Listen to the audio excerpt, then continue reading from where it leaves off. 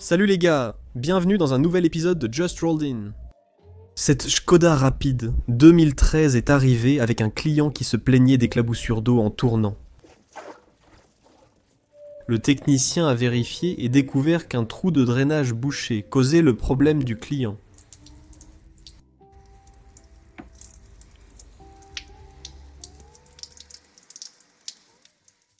Le client est venu pour une vidange d'huile et une permutation des pneus sur son Toyota Tacoma. Le technicien a aperçu des ombres de fourmis près du pneu arrière passager. Il a pris sa lampe de poche pour mieux voir et a confirmé. Rien à signaler. J'étais comme ça, parce que je soulevais ça et je distinguais juste leur silhouette. Et j'ai regardé de plus près et ils étaient juste là. Qu'est-ce qu'il faut faire pour avoir des fourmis qui vivent dans ton coffre, mec? Ce matin, j'ai fait des heures sup pour inspecter une voiture d'occasion avant la vidange. En retirant le plastique, devine ce qui est tombé? Un crochet Snap-on.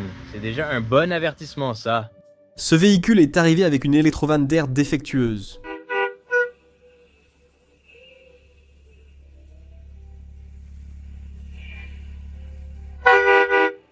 Le client dit que le capteur de position du papillon fait ce qu'il veut. Lorsque le technicien l'a démarré pour la première fois, il indiquait 0 livres par pouce carré, puis 17, puis 80, puis 254, et enfin il est revenu à 0. Le liquide des phares est bas. Quand ils sont pleins, ça ressemble à ça. Et puis quand ils sont bas, c'est là que tu peux voir le niveau. Le client signale qu'il y a un bruit de claquement quand il passe en marche arrière. Bon sang. Oui, ça en dit plus sur le claquement. Le client signale que l'étrier de frein avant gauche n'a pas de boulon. Vérifiez et informez-moi.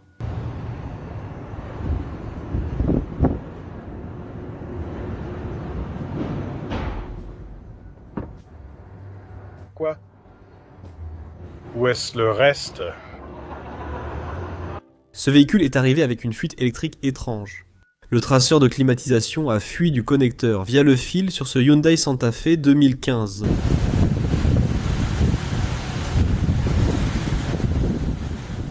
Le client signale une odeur de fil brûlé et une climatisation intermittente dans son véhicule. Le mécanicien signale un risque de panne du moteur du ventilateur. Tu vois, ma foutue clim ne veut pas marcher, donc je dois bricoler un peu. Vraiment avec la langue, ici. Voilà. Je l'ai fait démarrer. Ouais, je dirais qu'il fuit un peu. Juste un petit peu.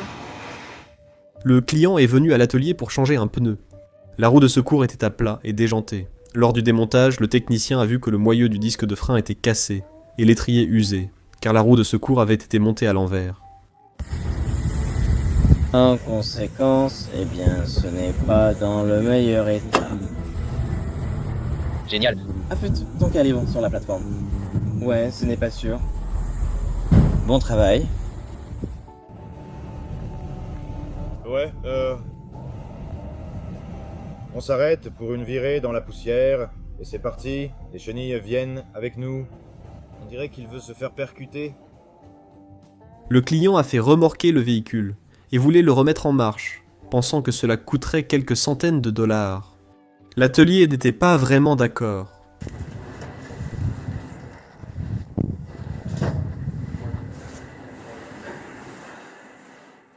Le client dit « Ma voiture ne va pas tout droit ». Je me demande pourquoi. Au fait, il y a autre chose. Ils ont aussi mis du silicone sur le joint de cache-culbuteur. Avec le joint. Il y a des gens qui ne devraient tout simplement pas avoir le droit de travailler sur des voitures. Le client dit « Mon pote peut le faire moins cher ». Le client est arrivé avec sa Subaru 2015 et Prezzo, disant avoir perdu de la puissance en côte. Il existe 2 types de mécaniciens, ma fille. Ça.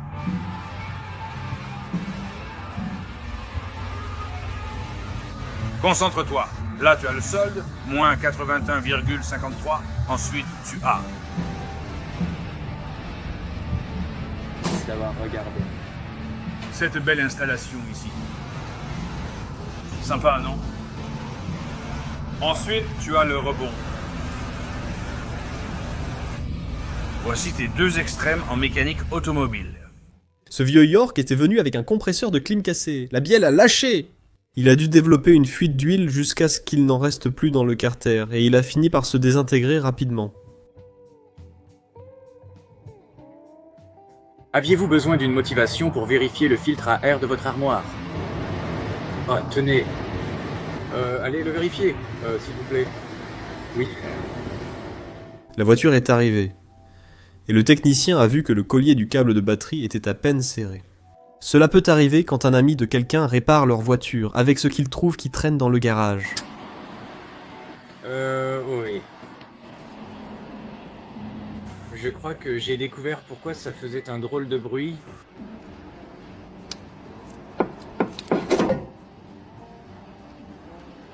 C'est plutôt cool. Ce véhicule était venu pour une inspection provinciale. Il n'avait pas de feux arrière. Les 4 conduites de frein d'étrier, les plaquettes et les disques s'étaient à changer, et la crémaillère de direction avait du jeu.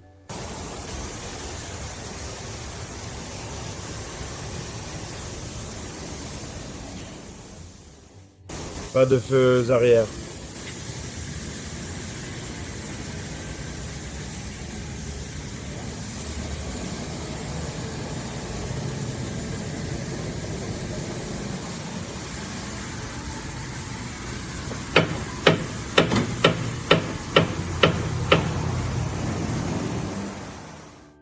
Comment pouvez-vous savoir qu'un client avait un voyant moteur allumé sans savoir qu'il avait un voyant moteur allumé?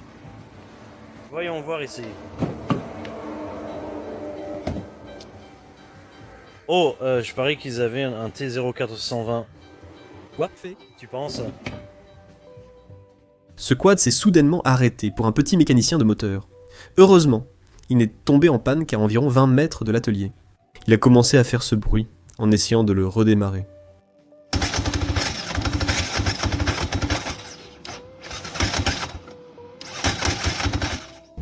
Cool. Question curieuse. Est-ce que quelqu'un a déjà trouvé une utilité à ça?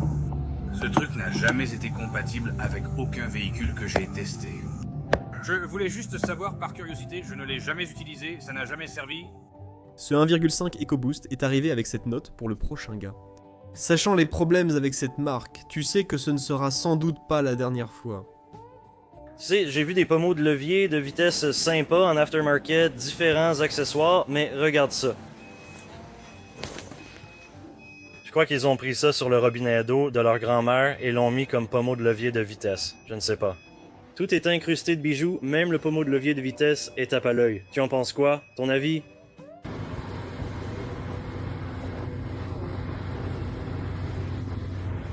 Ouais, c'est clairement rigide.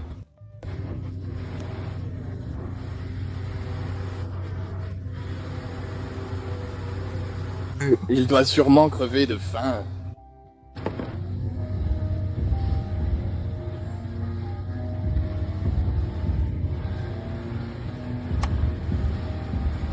Et on se retrouve dans la vidéo. Il est seul. Soumettez vos vidéos personnelles sur justrolledinit.com. J'espère que vous avez apprécié cette vidéo et n'hésitez pas à laisser un like ou à vous abonner si ce n'est pas déjà fait. Merci d'avoir regardé.